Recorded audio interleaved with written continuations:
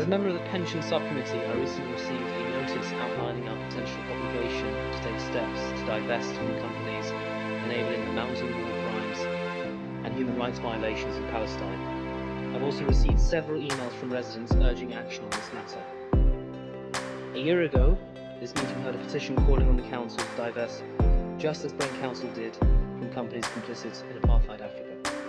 We've also heard 2 follow-up deputations at Pension Subcommittee meetings.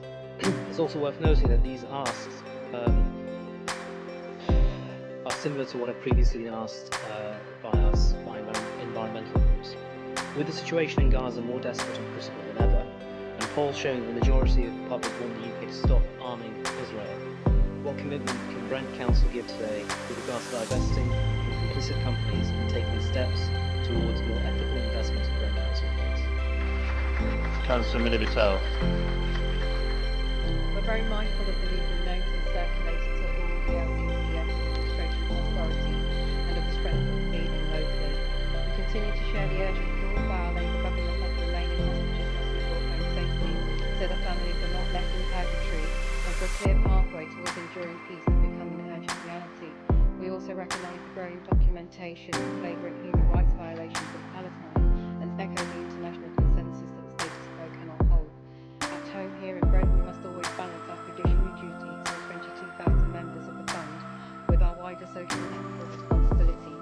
That is why officers are studying the position paper supplied by the PSC closely, and we're working with the LGPS People Advisory Board, who are seeking further guidance from government. In the coming months, we will continue to draw on the Schemes Advisory Board's advice, legal counsel, and best practice from our local authorities.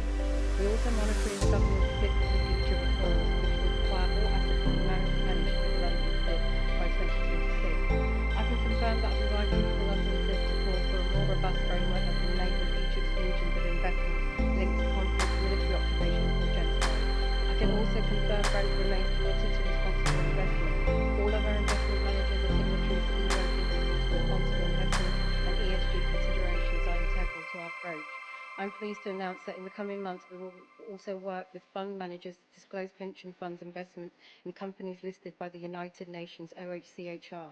The leader and I have formally requested that we prepare plans to explore practical and legal sound options to advance divestment so that whatever the outcome of the May 2026 local elections, the next political administration is in the strongest possible position to make a clear, robust and legally watertight decision, one which safeguards the financial interests of the fund's members but is also clear on our firm commitment to ethical divestment.